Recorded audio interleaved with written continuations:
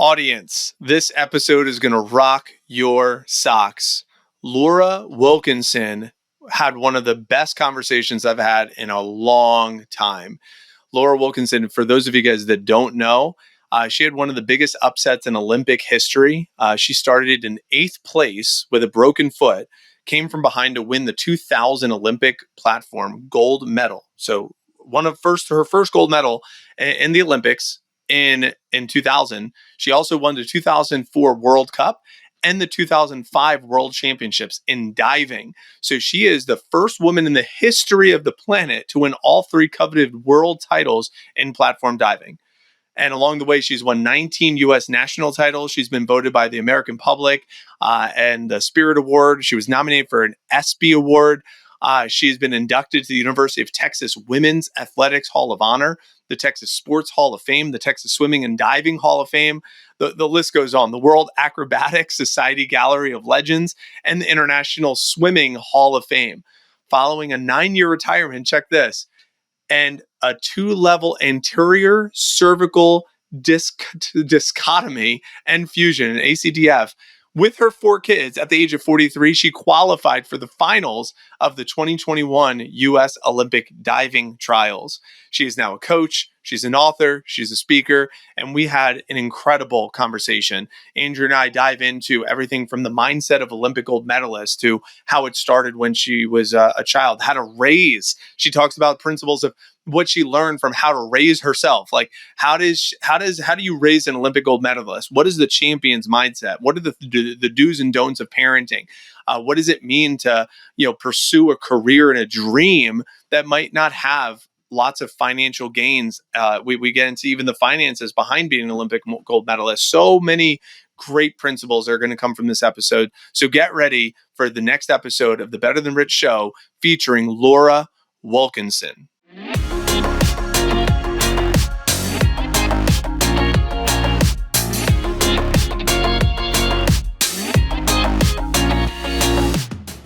Welcome back to the Better Than Rich show. I'm here with my host, Andrew Biggs, myself, and we have a special guest today, Laura Wilkinson, and you are in for a treat. I cannot believe 3-time world. I don't think I was 3 times at anything. Maybe like 3-time champion. Nevertheless, 3-time world champion at anything. I'm so excited to have you on the show. Welcome to the Better Than Rich show, Laura. Thank you guys for having me on. I appreciate it. So tell me, I mean, I watched your hype video, the little 2-minute teaser on your website, and I encourage every listener to go do yourself a favor and watch the teaser. I was ready to, I've never even, I don't think I've dove into a pool before, but I was ready to try. Like I was ready to try to jump off one of those high platforms and go diving into the deep end. Like, wow, what a cool footage. Like I'm sure it was fun just like having the video crew, just like, follow you around. Like it was almost like a movie trailer watching that thing. It's so beautiful, just really cool journey. So I don't know if there's anything around that you want to speak to, but I just want to say I'm super excited to hear you. Thank you. No, it was a lot of fun. When I took a 9-year break, like I actually retired back in 2008. We had a bunch of kids, and then I started diving again in 2017. And so we kind of made this as like a little comeback video, and it turned out really cool. It did. It felt like my little like mini Rocky story. And so I just loved making it. But the making of it felt a little awkward, but it turned out really cool. But the making of it's never quite, as what you're getting on the back end. So great editors, amazing sound people. Yeah, it's all their credit. Yeah. The twirly little flip at the end, I was waiting for. I was like, I hope they show her diving. I was like, oh my gosh, dude, you twisted and turned like 17 times before you hit the pool. Like that was so cool. Editing. No triple Indies out there, but close, Oh, that was so awesome. But anyway, welcome to the show. We're excited to have you here. I'd love to kick things off. Just if you wouldn't mind, just giving a little context. You started in the pool, your first dive in your teens, and then I'd love to take us through the journey of like getting into the pool. What got you into diving in the first place? I mean, obviously, 3-time world champion is the end. I'm sure we'll get there, but why don't you take us back a little bit? I'd love to hear like how that story and journey started. Yeah, it did not start in the pool. So I actually, like many kids, watched the Olympics when I was little. It was back in Mary Lou Retton's day. Saw her do that perfect 10 vault and stand on top of the Olympic podium. And I was like, I want to do that. So I got into gymnastics, absolutely loved gymnastics, but my passion was far greater than my talent. We'll just put it that way. And so at about 13, I kind of realized I was not going to be Mary Lou Retton. And the idea of at that time kind of staying at the same level to go to college just sounded really boring to me. So I still had that Olympic dream and that fire. And I was like, well, if it's not going to be in gymnastics, there's got to be a sport that I could excel in. So I kept my Olympic dream. I just kept trying to find a different avenue to make it happen. And it took me a couple of years. I tried like track and tennis, softball, a whole bunch of different things. I didn't find diving until the very end of my freshman year of high school. Ran into some ex-gymnast friends that had started it. So I went to the pool with them and I fell in love the minute I stepped onto the pool deck. It was outside, nestled in the woods. The radio was blasting and they were having fun. And it was like gymnastics into the water. So I was like, all right, I feel like I am made for this sport. And it was, I just pretty much just fell right into it. And I was like, this is it. I'm going to the Olympics in this sport. Wow. I mean, and just to say, okay, I have Olympic aspirations, right? I think everyone when they're young has aspirations to become a world-class athlete at something, right? For me, it was basketball. Unfortunately, I'm 6 foot and I'm white and, didn't have many chances there. So, but it's like, we all have aspirations, but for you, especially, to discover it, you're a freshman year of high school. I'm guessing you're 15, you're 14, something in that range. But then just to say, okay, I just discovered this, but I'm so committed and I'm so driven that I'm going to actually follow through. That's a different level, Laura. So, talk to me. What's the difference between someone who has aspirations, right, to be great at something, and then someone who achieves it? And what is Olympic mindset? And not only that, what's an Olympic gold mindset? So talk to us about that. I'd love to hear it.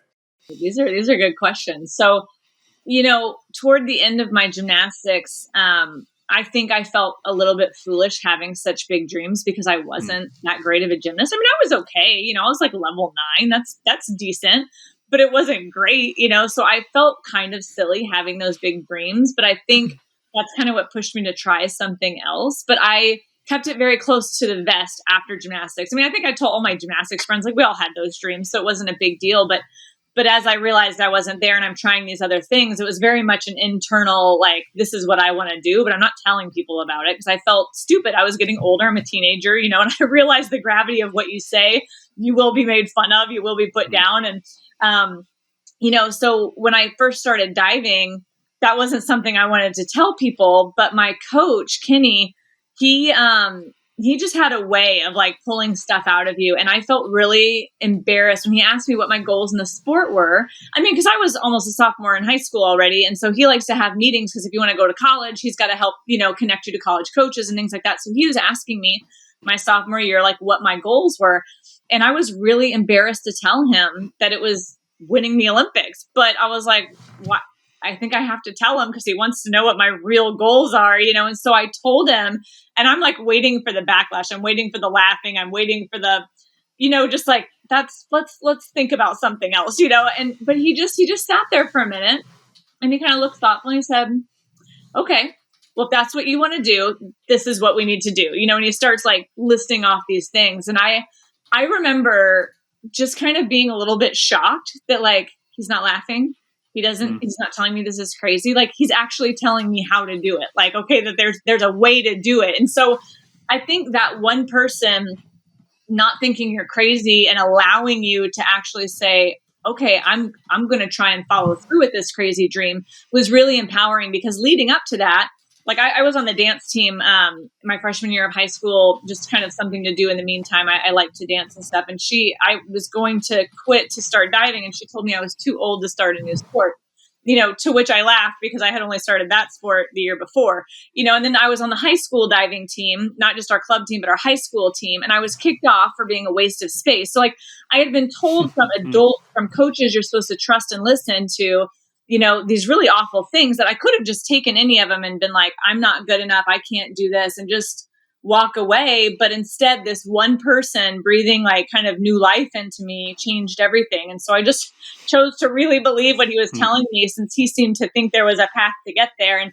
I was just all in at that point. Like it never left, but at that moment, I remember being all in. Like, he says it's possible. He's showing me how to do it. Like, we're going to do it, you know? That's amazing. It just goes to show, I mean, thinking back to, anyone who's spoken into our lives, right? It only takes one conversation. And now as adults thinking about that, right? Like speaking into our kids, speaking into, our nieces and nephews, speaking into, maybe just someone who's maybe just a handful of years younger than us, or even someone who's older than us, but just seeing them fully, right? And saying, hey, yeah, sounds great. That's your goal. Great.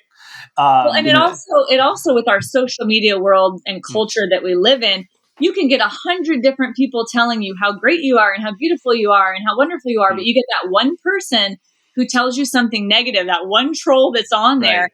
And that's the thing you hang on to, you know what I mean? And that's a really tough place. And we all do that. And so working on like letting that go and actively choosing to believe these people who are telling you positive things instead.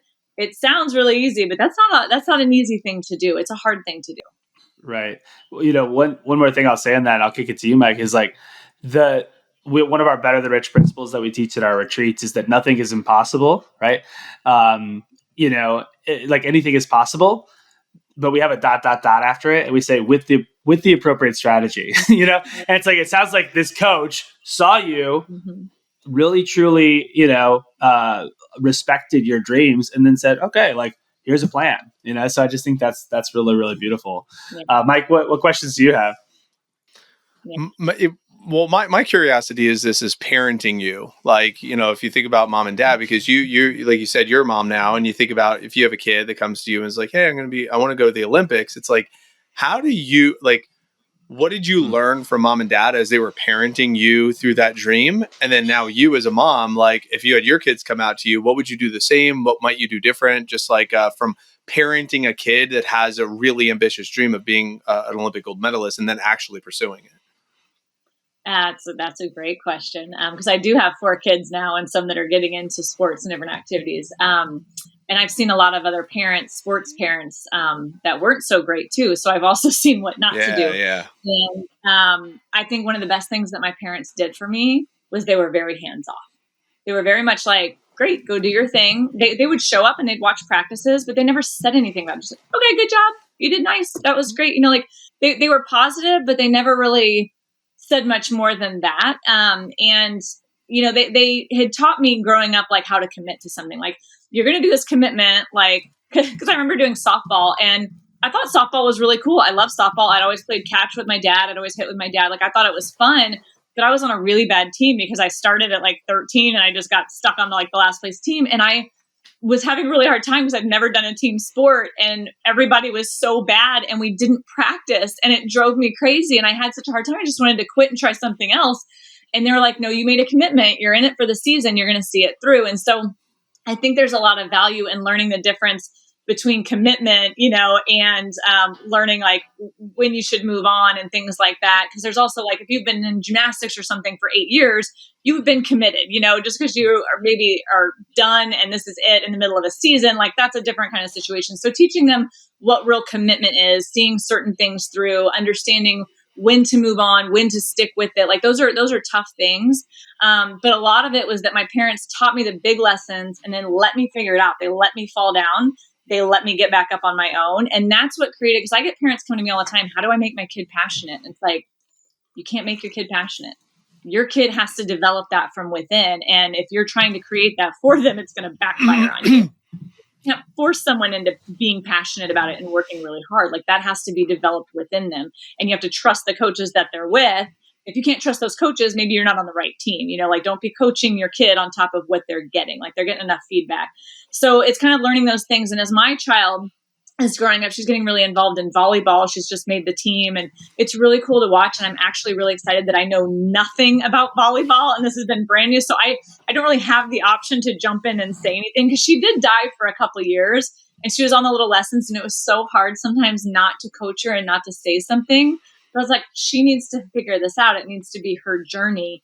and if she gets to the level where she's asking for my advice, then I'm going to offer it, and I'll make sure she commits. I'll make sure she's seeing those things through, but I've got to let her fall. And that's hard as a parent to like watch your kid fall down. But like, that's how we learn to walk when we're little, right? You can't just pick your kid up every time. Like they got to figure out how to pick themselves up and try again and try again. Like that's actually how we're naturally inclined. So we have to let our kids do that. I just want to honor you and thank you for the distinction, because in my mind, I was like, your parents didn't let you quit, but yet you said tennis and gymnastics and, softball and all these things to get to diving. So you had to stop those other things at one point to get to the diving. And if that's not quitting, then what is it called? And the way you described it was we committed, we follow through till the end of the season, and then it's okay to start something new. And I don't think that is really explained to a lot of these kids in a lot of cases, where it's like, when they sign up, I'm assuming there was something like, hey, when you sign up for this sport, we're finishing the season. So it doesn't matter if you like it or you don't like it, but we're making the agreement today. And I don't think that conversation, I don't remember my parents having that conversation with me when I started playing like soccer or basketball or tennis or anything. It was just like, all right, cool.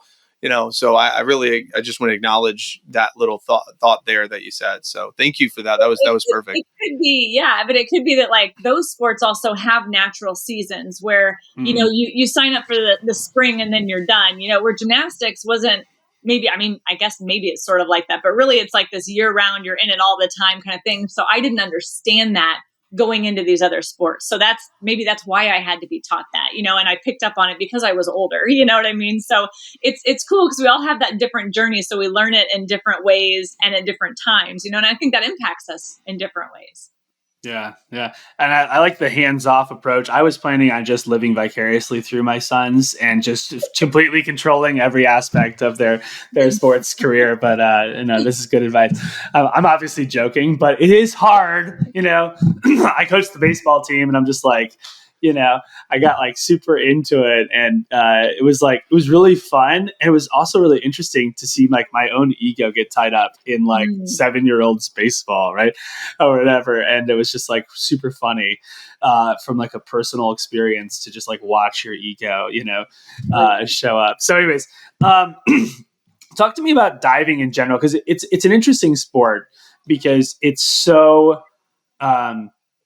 It's so unique. It's so particular. You have to really pay attention to the details. I'll watch these divers at the Olympics, and I go, "That's a 10."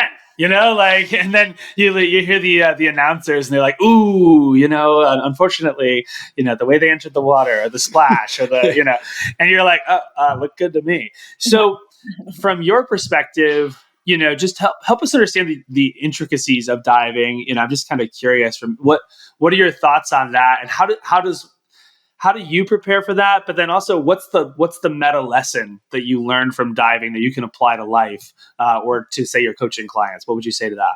Well, there's so many. These are great questions.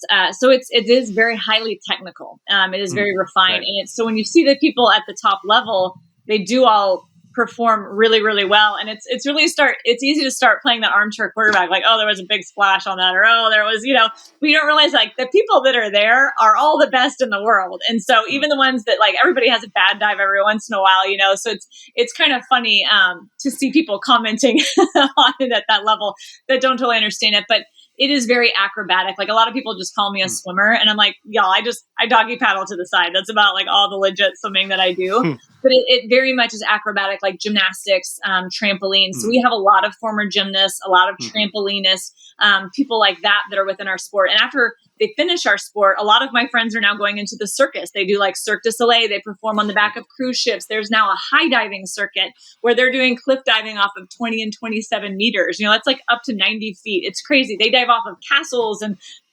buildings and off bridges into these giant bays. And it's crazy cool, but it is definitely a very unique sport. So that acrobatic skill set plays a big role in that kind of air awareness and stuff. And so it is highly technical, because it's not like gymnastics where not to say gymnastics isn't highly technical. There's a lot involved in gymnastics, but landing, and trying to just land, you can kind of make up a little bit if you're short here or there. But diving, if you are not exact, it pays off big. You make a little mistake on the top, at the end of 33 feet, like you're going to have a big impact on the bottom. Like it's going to make a big difference. So we do a lot of video analysis, a lot of comparing, a lot of basic, drills all the time to kind of hammer in those details.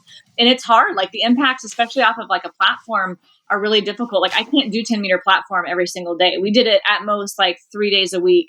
And I did 4 for a while and I started getting injured. So 3 days a week was kind of the max that I could handle physically, because you're hitting at 35 miles an hour. So it takes a toll on your body. It's like, 15 car accidents a day, per practice. So you got to be able to recover from that too. So there's a lot of like learning how to train smarter, and kind of beat the system in that way too. It's not just about numbers, although numbers are really important. So trying to find that balance. It's a different sport in that way, but I love the challenge of that.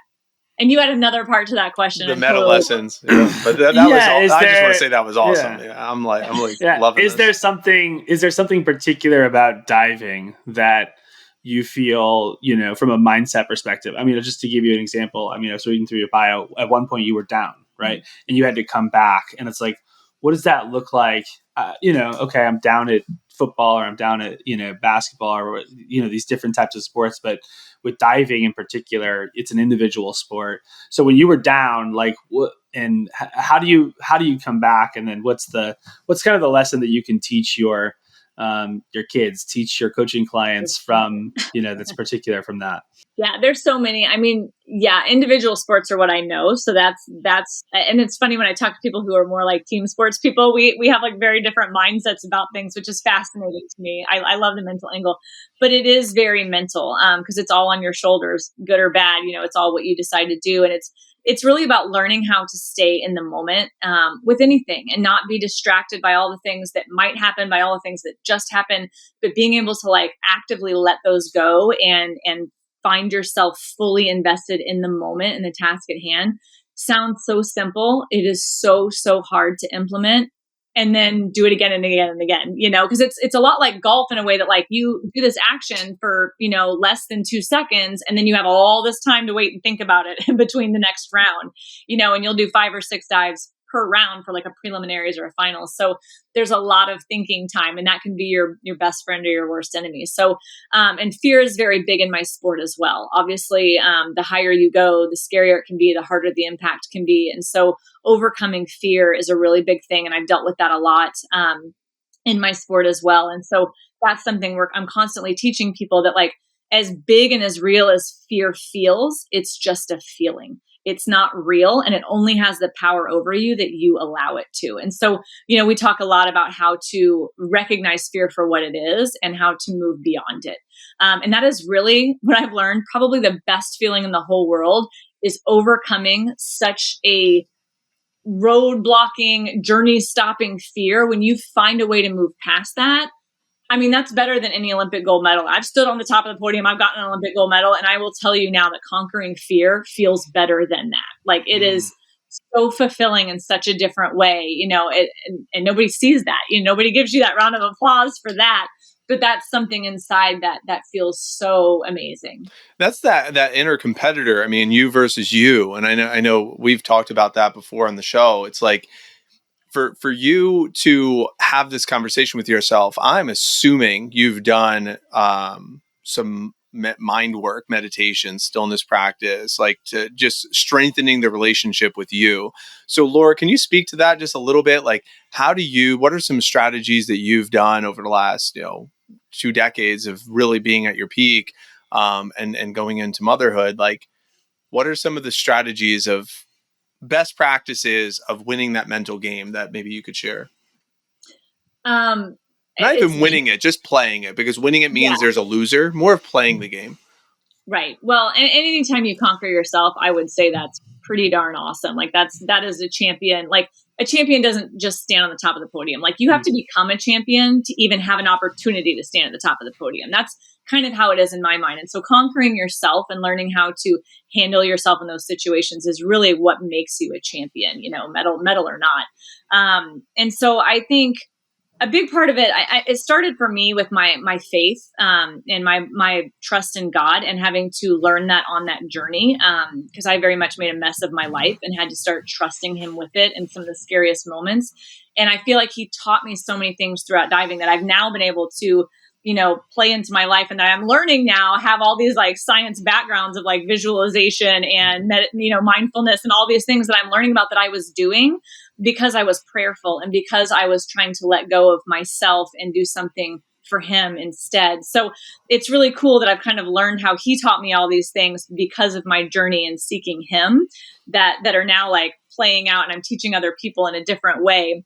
But I love it. I mean, I think being mindful, that practice of just learning to be in the moment is so important. We were just talking about that. Staying in the moment is the most important thing you can do to allow all that preparation and all that work that you've done to come to fruition. Because if you're not in the moment, if you're worried about the results, if you're worried about what you just screwed up over here, you're not in the moment, and you're not giving this task at hand like your full attention, and you're not going to do it well.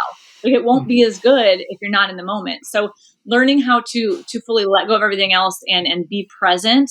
And then also, like I said, letting go. Like, that sounds, again, these things always sound so simple, but the act of doing it is not simple. Letting go of a devastating dive, like this happened at 2008 trials. I already been to 2 Olympic Games. I'd already won everything you can win. And here I am at the trials, and I was nervous. And so I did a really stupid action on my dive because I wasn't in the moment. I was trying too hard, and I did the wrong things, and I smacked, and I got 3s on a dive. You wanted 10, I got 3s, and I'm fully embarrassed. My Olympic team opportunity for the 3rd time is in jeopardy, and I'm supposed to be the best one by far out here. And I have 3 dives left. And so what do I do? Like, how do I let that go? How do you let something like that go in that important of a moment? And it's how do really you hard. can you take us through that? Like, when you how do you take yourself through that moment? Like, I would love to hear Because I came that. to the point of like, look, I just screwed up really bad. And yeah, that could be the end of this. But if I'm worried about that right now, it will be the end of this. Like, that's a guarantee. But if I can let it go, if I can walk up to this next dive that I know I can do really well, and think about those 1 or 2 things I need to do on this dive, and be confident that I am going to do that full belief that I'm going to do it right here, right now, not because of anything else, but just really honing in on that. That's how you let it go. You stop, because if I'm worried about what just happened affecting what I'm about to do, it's going to, but it's like, and then I'm definitely out. So I have to let it go and just be like, well, that sucked. But you know what? I have this dive. This is my best dive. This dive I can do for 10s. I know exactly what to do. And just being confident that I am going to, in fact, do this thing, these 1 or 2, and not focusing on every little detail, but the 1 or 2 things that you really have to like focus on. Like, and for me, it was something on the takeoff and something on the come out. And I did that, and I got straight 10s on that dive. And I secured my place on the team, for the 3rd time, and made this amazing comeback. But it wasn't a comeback. It was letting something go in order to allow myself to be in that moment. People think, in the heat of battle, you rise to this occasion, but like, that's a dive I'd done really well a bunch of times. It's not like I'd never done it to that level before. It just, with all the excitement and all the atmosphere, it looks like you raise your game and your level, but really it was something I could already do. It was just in the heat of the situation, the drama of the situation, that I was able to let go. I was able to do the thing I could do really well, which looked like this phenomenal, amazing moment, which it was an amazing moment. Like, don't let me knock that down. But it really was just something I had done a million times. I just allowed myself to do it in that pressure situation. Does that make sense? Yeah. I'm fired up, awesome. man. Laura, you're firing me up over here. Yeah. So I have a couple. Like, I think we have probably a couple more diving, Olympic, athletic sort of questions, and I'd love to also get into like, what does life look like now for you, and what are you up to these days? But I think that one thing that comes up for me is, almost like managing your ego. Winning gold medals, right? That means literally there's no one better in the world, right, than you at this thing, right? Mm-hmm. And that's pretty amazing, right? And so I'm curious, as you're coming up in the circuit, as you are beginning to compete, as you start to realize, oh my gosh, like, I'm really good at this, maybe I could compete for a gold medal. then you win one. How do you go about, like, how do you manage your ego, but also have a mentality, right, of like, kind of a champion's mindset? And what's the difference between those two things? I mean, a lot of athletes do kind of have big, massive egos, but what I'm experiencing from you, Laura, is very down to earth. Mm. So what is that? How do you manage those two things? Well, I'm very thankful that I have been thoroughly humbled. I think one of the best things, but one of the hardest things that I experienced, it turned out to be one of the best things for me, is after I won the Olympic Games. I had surgery on my foot because I had a broken foot. It was kind of this whole deal. I went back and finished school, and I'd only been training for a couple months again that next summer before we had a nationals. I was really nervous because the last time people saw me compete, I won the freaking Olympics. You know what I mean? So I was putting all this pressure on myself and like, what if I do bad? Who am I? Like, do I have all this new pressure? Like, what? I'm trying to, figure this all out in my head. And I went to nationals and I did horrible, like absolutely horrible. I wasn't prepared. I'd only been in the water for 2 months. Like, it was a disaster. I got 5th place. And it was the best thing that could have happened, because I realized after diving terrible, after getting 5th place at nationals, after winning the Olympics, kind of a fall from grace, all the people in the pool deck were just like, I'm so glad you're back. It's so good to see you diving again. It's awesome that you're here. And it was like, what?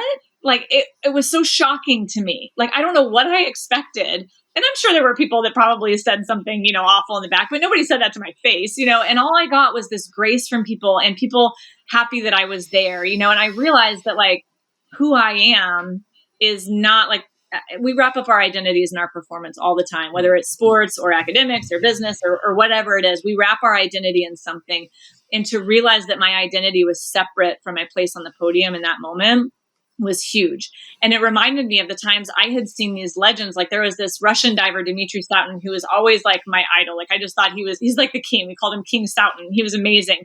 And I remember watching him do a really bad dive one time. I think he hit the board or something, and it was awful. And he was like out of the contest or whatnot. And I remember like, well, that sucks. Like, I can't believe he did that. But it didn't make me think he was a bad diver. Like, he had a bad moment, he had a rough dive. Like, we've all done that. And it really started to make me think about all those times I had seen these legends do that, and realizing that we're all really just human. And yes, you can have a great meet, but like, the next one isn't written yet. You have to earn that all over again. And I think that's something, like, once you have reached the top, trying to figure out, like, people start competing sometimes like they're trying not to lose the title, when really you don't have the next one promised to you. You have to earn it all over again. And so it's trying to figure out how to turn those gears now that you're in this new place of being more of a leader instead of like the underdog coming from behind. You have to learn how to kind of like let that go. And every meet is still a new opportunity. You're still fighting for it just like everybody else, and realizing that. And I think for me, that was like a great humbling. And I had a similar thing. I mean, I won 2005 World Championships, and at the very next World Championships, I got ones on a dive and almost didn't even make it to the semifinals. And I was so mad and so embarrassed. But at the same time, it was like, well, I can just sit here and pout about it, or I can fix what I did wrong and come back and do well, And so I'm thankful for the times that my ego has been severely bruised, so that I could learn those lessons and move forward in humility, which I think is a much better place to give you an opportunity to do something great. I'm a fan, Laura. Like, wow. Dude, Mike, you're cheesing over there. I love watching like the side by side. It's been awesome. One other fun story and a reason for great humility. Because I want to say the reason why, before you say that, the reason why I want to say I'm such a fan is the identity component of what you're saying here. Is that you are who you are is not what you are, and you're saying that I have to earn it over and over and again. Just because I won it once doesn't mean I'm going to win the next one. And like, that doesn't register for every human. And that what you said, that everyone's having this human experience, and that I just need to continue like to improve or get better. Like, the next one isn't earned, or the next one isn't won yet. I still have to earn the next one. Like, that was, I just wanted to double click on that and make sure every listener caught that, because that was so beautiful. And I felt like you were just speaking to me for a moment. Like, I felt like you were just like speaking into my soul. So I really, gosh, Laura, thank you. Sorry to interrupt your flow, but I just want to make sure the audience captured, what just happened there. No, good. I'm glad this is sinking in. And another thing along those lines, and a good reason to keep humility is I did see an athlete who won a gold medal at one of the Olympics I was at. And then he tattooed goat on his arm and went to another Olympic Games and did not win. So, you know, I'm not sure even what he was thinking in that, but to me, it was like you kind of took yourself out when you just tried to make that permanent in your mind. And I'm sure he did that to try to put his mind in a certain place, but then he went and kind of failed under the banner of the tattoo that he got. So it was kind of like, what did you just do with that? So I think he was trying to force himself to think a certain way that maybe he didn't even believe. And so it really, those things always make me think like, why did he do that? Why shouldn't I do that? What was the ramification of that? Yeah, he was the greatest in that one moment. But when you come back and don't repeat that and you've tattooed it on your arm, like, what does that say about you or what you're doing? And I think, and I never saw him again after that second episode. So I don't know how that played out in his mind. I worry about people like that. So I think we need to be able to take a step back and have that humility, because your life will go on after your athletics are over, after whatever you're doing is over. Like, there comes a point where you're probably going to retire from your job, when school is over, when all these things that we have put our identity into are taken from us in a way. And so who are you then? And you need to be okay with that person, and you need to accept that person and be able to know that you have worth and value just because you're you. And you just struck a curiosity for me. Okay. Because I'm curious on, you pursue this dream of getting to the Olympics, you get into the Olympics, but the gold medal doesn't give you a paycheck, to my knowledge. Now, I don't know anything of the financial aspect of winning the Olympic gold, and that's why I'm very curious on this, because it's not every day you meet, a Olympic gold medalist. But I'm very interested in this because, you see someone like a Michael Phelps. Like, when I hear Olympic gold medalist, I think of Michael Phelps. But I see Michael Phelps on endorsements and all these other things. And then people around me say that's where he makes his money, is like the endorsements after the Olympics. It's not in the pursuit of the Olympics. And I'm like, well, how is he making money during the journey? Or like, is money guaranteed at the end of the journey? Or are there like promises that are unfulfilled? Is this like, so I don't know, like we grow up in a society, go to college, get a degree, and then you start making money after college. But your path is like, go to college, actually I'm going to go to the Olympics and go to the Olympics and win with these world titles and all these things. And then it's like, I'm out, but shit, I don't have like a lot of money saved. Like, it's not like I had, investments working for me as I was pursuing these dreams. So again, if you don't want to answer, you don't have to, but I'm genuinely interested on the financial side of pursuing this dream. And like, is there any consideration of that as you're pursuing the dream at all? For sure. And there's like an ongoing joke that like divers dive because we love the sport, because you're not going to get paid for it. Like, very few divers find a way to make a living out of it. That's why most of them retire after college or very shortly after that. It's hard because you may have to work a full-time job and train on the side, which means you're not giving yourself the full opportunity to do physically what you think you can. So it is like smaller sports like ours tend to have a lot harder time finding that longevity. I know I have some bobsledding friends too, where they have to raise like $70,000 for their equipment alone, like just for the bobsleds and things like that. So it can be very costly for somebody going down the Olympic road, and usually not a lot of payback. That's why sponsors are very helpful. Finding a sponsor that can like help you get through that journey, or a number of sponsors. And so like, if you guys see athletes and you follow athletes that you like and they are promoting a product, support that product, like buy that product with that athlete's link or tag, because you are supporting that athlete in their pursuit. They're trying to make a living to accomplish this dream. It is very difficult. And there's, in these smaller sports, only the top people are really finding a way to make a good living at it. And even then, I'm not sure how good you would consider it. So you can get a small amount for winning an Olympic medal. I don't know if it's the same. It was the same for a really long time. It was $35,000 when I won. And then I think maybe 20 for silver and 15 for bronze. I'm not sure. It may even be the same. I don't even think it's changed. Maybe it's gone up a little bit. But that's just for the medal. Like, so if you don't have any sponsors, like, that's it. That's what you get, which is great, but that's one time every 4 years. That's not income. Yeah, and that's not a long-term strategy. Yeah. Right. So finding sponsors to help you year to year on the journey in between the games is really helpful. Sometimes it's like athletic apparel is very common, things like that. And yes, if you win, you can tend to pick up more sponsors and more opportunities like that, like Michael Phelps, who obviously is a level above everyone else in the world. He is quite amazing. But that doesn't happen very often. Like we don't have a pro circuit. I know swimming does have a pro circuit. Track and field has a pro circuit where they can actually earn money at competitions, during the year and stuff. They've tried to do that a few times in diving, but I think there's one, but they don't even have the meets every year, and it's like very minimal. So it is tough, and it's trying to figure out, can I find enough sponsors? Do I need to balance this with a part-time job? Like there's a Home Depot used to have a program where you could work part-time but get like full-time support from them. So I'm not sure what's still available in those lines, but it's a tough road. It's a really tough road, and it's stressful. Like if you have a sponsor only for a year and you're like, but I got 4 years left, of my journey. So it's a really stressful thing. We had a hard time with that too. Me coming back in 2017, my husband was working part-time as a swim coach so he could be with the kids while I was training, as full-time as I could.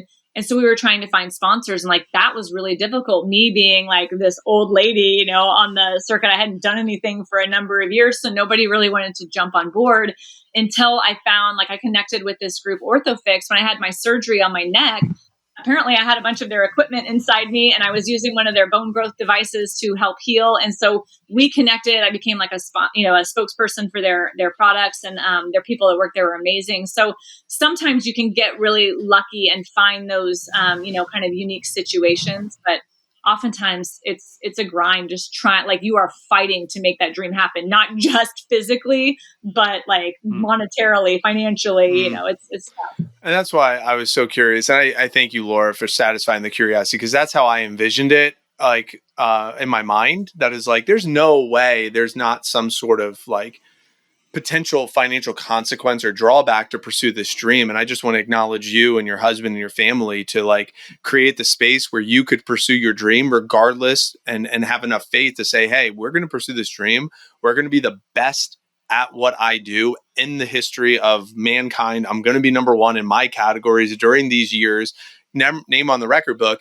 And we're going to take a hit financially while I pursue this. That's sometimes a really tough decision. Like that is a really tough pursuit. And I know we were talking a little bit about the fears and having the faith.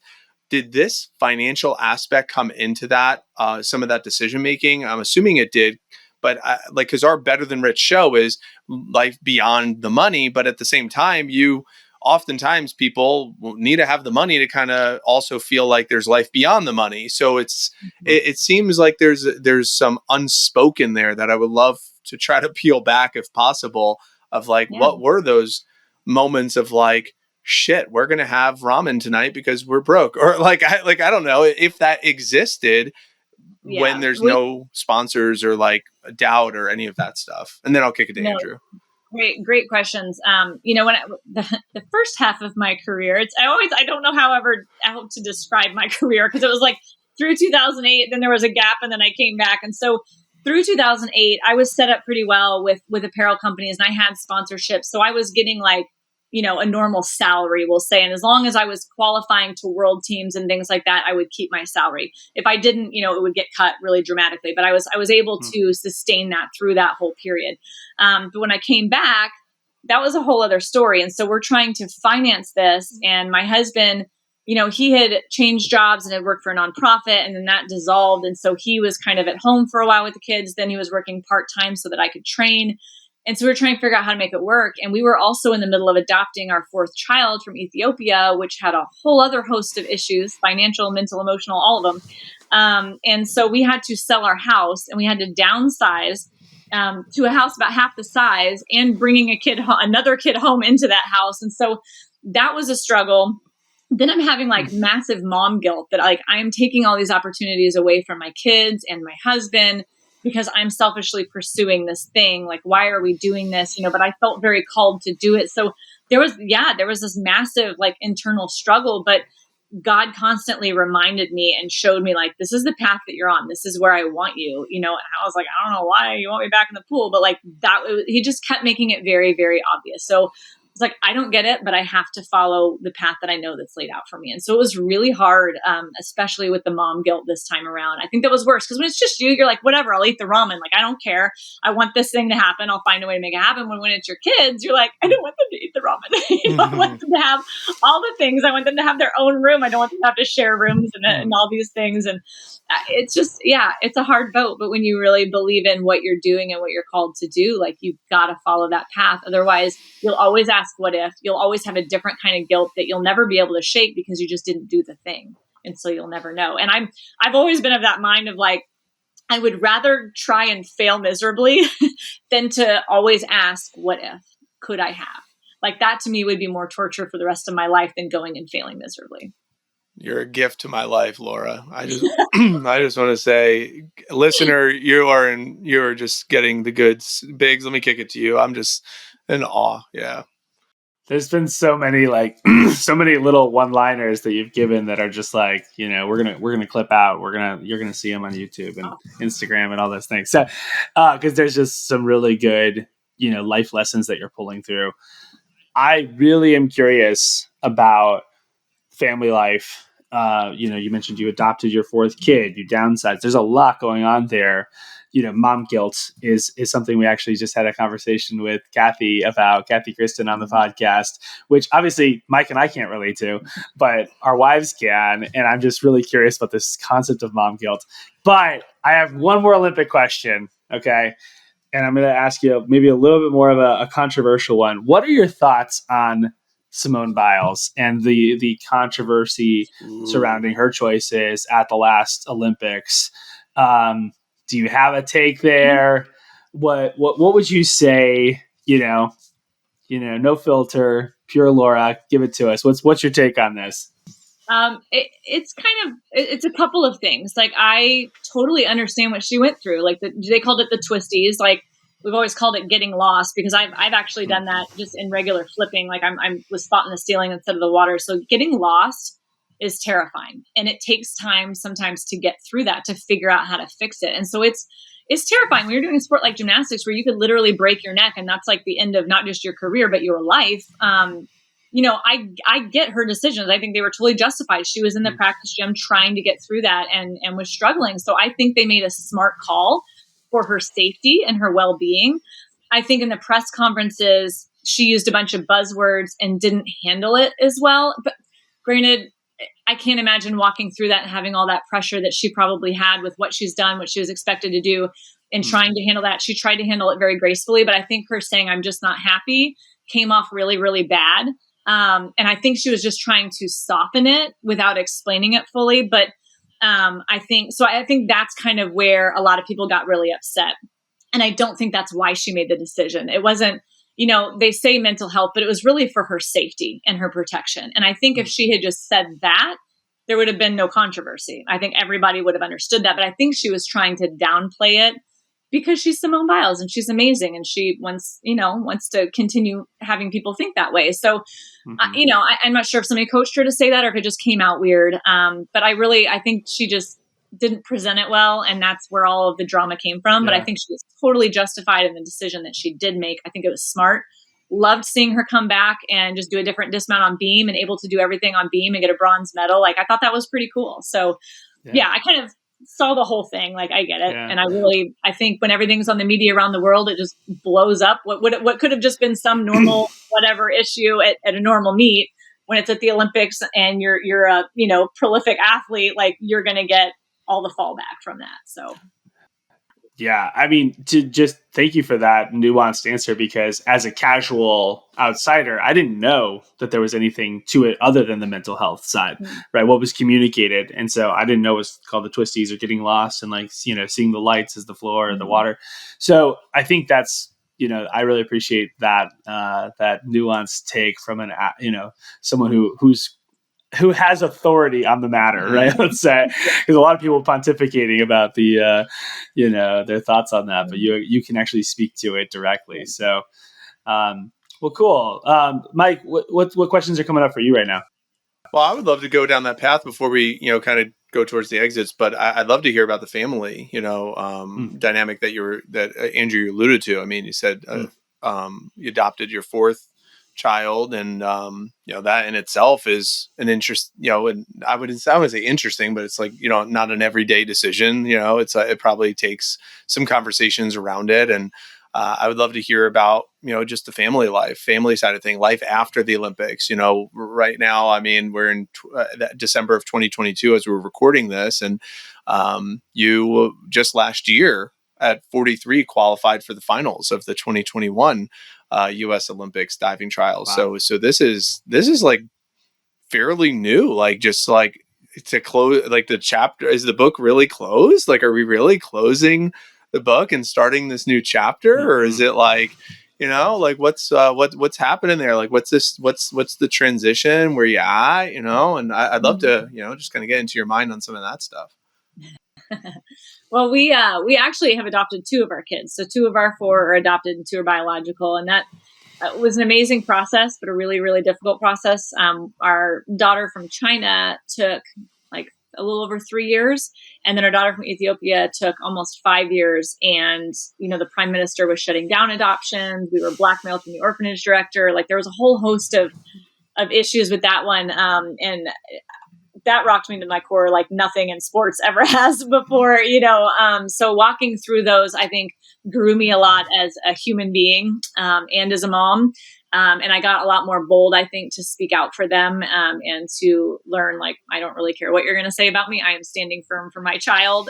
So that it's definitely grown me in a lot of different ways. Each of my kids bring such a different perspective and a different light to the world in our family. And so I feel like they've grown me each in different ways, which is really cool. And just, just getting to watch them and what they gravitate toward and what they're, it's just such a cool thing. Just being a parent is such a cool experience. I mean, you guys know that, and nothing quite like that. So trying to balance that with training full time when I had been mom full time for, the whole beginning of my motherhood, to all of a sudden be leaving them to go do this thing. Like it was really hard because I'm sitting there going, I'm paying to do this. We're not even getting paid. Like I'm paying to do this and I'm leaving my children and I'm trying, like, what are we doing? So I constantly wrestled with that, and I was constantly worried about other people saying stuff about it, but like nobody ever did. It was really funny. I don't know why we worry so much about what other people are going to say. Cause like, whether they say it or not, like it doesn't have to impact us. It's just what we let impact us, And so I spent a lot of my time worrying about them, which obviously took away from what I was trying to do and focusing as well. So it was a very different journey this time around, and then having that battle, trying to bring her home from Ethiopia. We were having such trouble doing that like I wasn't even in the right headspace to be training. Like I was having to lighten all of my workouts because I couldn't do the hard things because my mind was somewhere else because we were being blackmailed by an orphanage director in Ethiopia, like all this weird stuff going on. We had to go there multiple times to get her home, and get unstuck from the courts and things like that. So there was a lot of things going on with that. We finally get her home. She would not go to my husband for a while. Like it took a long time for her to, she was 2.5, took a while for her to adjust. And we had just moved and all these things were happening.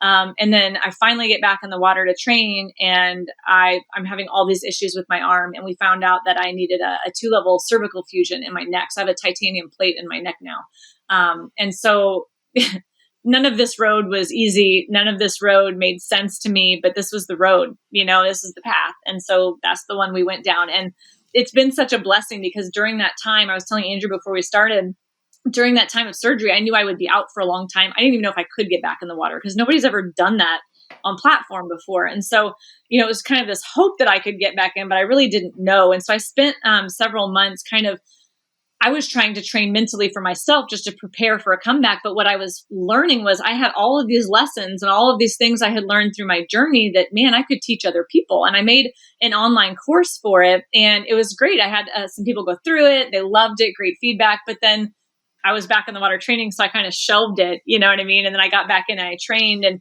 now that I've spent some time out of the water, I was playing around a little bit this last year in the water, but I kind of had to take a step back again because my kids needed me this summer and my husband took a different job. So, I kind of was like, okay, well, I kind of fell into doing some mindset coaching because some athletes needed help and it kind of started growing. And now I'm bringing back my course. I'm kind of just naturally going into this different direction, but I've been so passionate about it. Like it's probably the one thing I've been really passionate about outside of diving. That just really gives me such joy, like helping these people and teaching these athletes how to move forward and move past things that are terrifying, like overcoming fear and those great things that you learn, or how to prepare for a competition, or how to handle like coming back from maybe a bad series of things or an injury. Like that's been a really cool process for me to walk other people through. And so I'm really trying to build that up now. And it's kind of just naturally gravitated into this new path for me. And so I'm just trying to fully embrace that. And I get a little more time with my kids and get to be more mom than I have been, I feel like, in a while. So it's been good.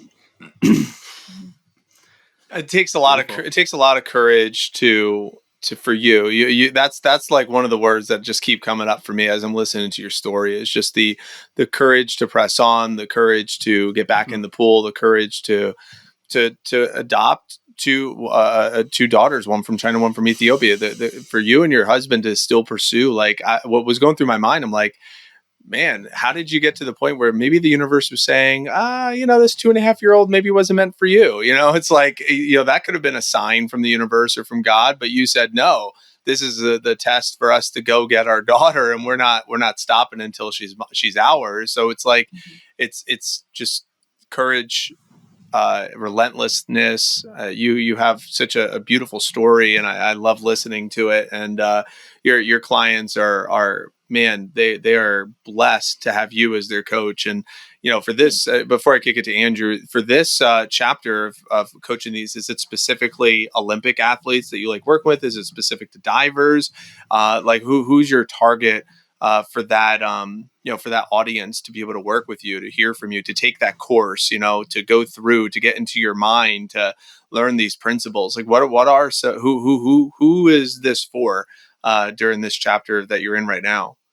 Well, the beauty of it, we've talked about a lot of the things, they're not super hard concepts, but learning how to implement them and how to actually do them in your life and then repeat them over and over again is really, really difficult. And so I've been coaching anywhere from like 10-year-old kids up to 50-year-old women. Like it's been such a cool thing. So I've got junior athletes, I've got college age athletes, I've got Olympic athletes, and I've got professional athletes, and then I have masters athletes. So it's really cool. Really, anybody who's competitive, who has goals, who's having roadblocks or issues they want to move past, like that's really who I'm helping. It's more about their state and their journey than their age or their demographic or what sport. I've got divers and runners and shooters and tennis people. Like it's really cool, the mix and the dynamic. And sometimes I have to learn a little bit more about their sport to understand how to help them better. But that's been a really cool process too. And the course really is going to be, it's an opportunity for you to go through and learn these skills on your own and hopefully be able to develop the things that I teach people, but on your own, like learn them the way I kind of learned them,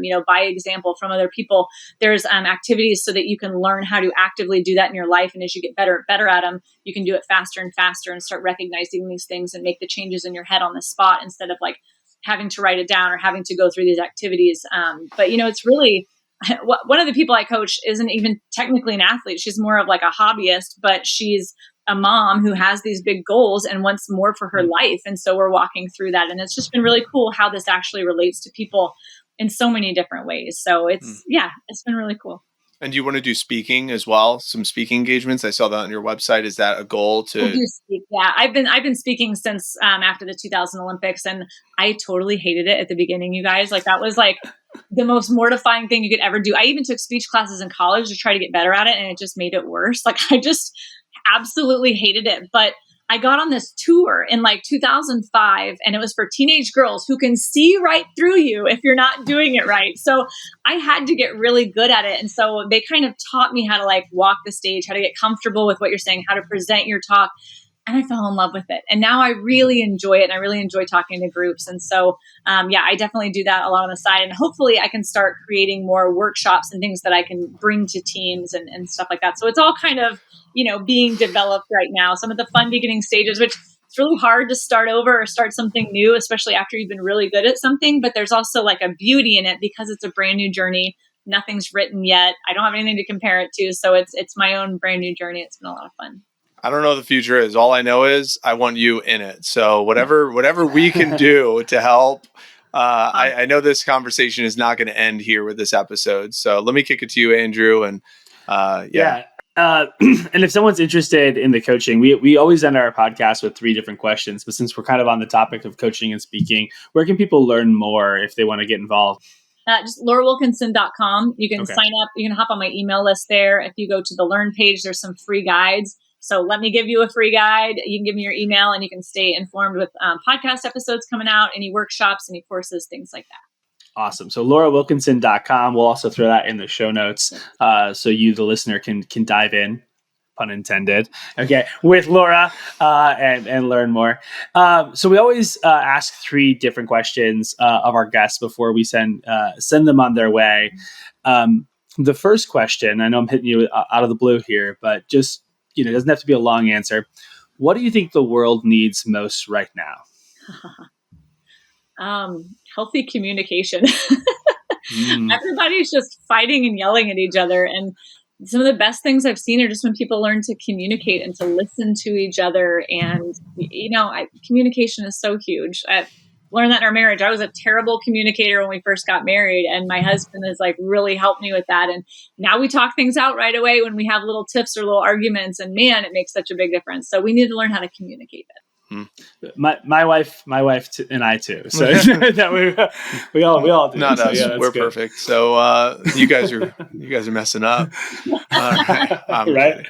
Our second question for you, Laura, is what are 1 to 3 books that you think people should read? Oh gosh.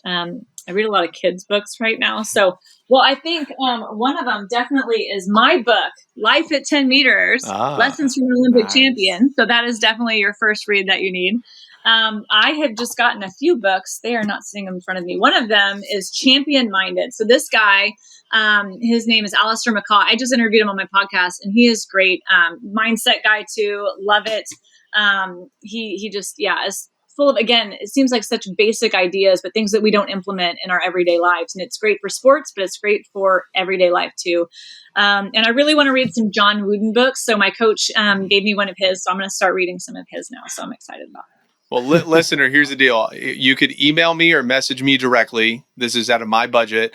The first 10 people that message me, I will send you a copy of Laura's book on me, just because I've loved this conversation so much. So listener, hit me up, Mike Abramowitz, find me on social media, just directly to me. Not from the Better Than Rich budget, from Mike Abramowitz budget. I will buy you the first 10. I'll send you a copy of Laura's book. I think we could do it from the Better Than Rich budget. All right. It's all good. All right, fine. So, so our final question is on that topic of Better Than Rich, which is, we're curious to hear from our guests, from your perspective, what does it mean to you to be better than rich? Well, it's funny. I've never had a lot of money, so that's not really been much of a thought. But I have thought about those things like, wow, wouldn't life be easier if we had this much money, or we could do this? But then I think about the things I've seen in the world and the people who have very, very little and how happy some of them are. And then I realize that, happiness, joy doesn't come from money. It comes from inside of us. And so learning to be content and loving the world around us and where we're at, and it's great to have goals and to aspire to be more, but learning contentment and to love those around you. Because do you ask for your money when you're dying on your deathbed? Like, do you ask for your degrees? Do you ask for your medals or your trophies? I don't want to be buried with my medals. I want to see my kids and my family and the people that I love. Like that's what really matters here. And we know that, but we lose sight of that really quickly because of our goals and our ambitions to do all these great things, which are good, but they have their place too, and they shouldn't always be the priority. Wow, Laura, thank you so much for being here. Andrew, thank you so much for your time. And listener, thank you so much for your time. And listener, assuming this episode helped you, which I know it did, it's your turn to help others. Please share it with a friend, subscribe on YouTube, leave us a rating and review on Apple or Spotify. And as always, remember to leave today better than you found it. Till next time, have a great day. What's up, guys? Biggs here. I hope you enjoyed that clip. If you did, go ahead and check out the other video that's being recommended on the screen right now. You can also subscribe to our channel. And then if you really are interested in what we do, go to automatedelegatesystemize.com to learn more about what we're up to. Thanks again.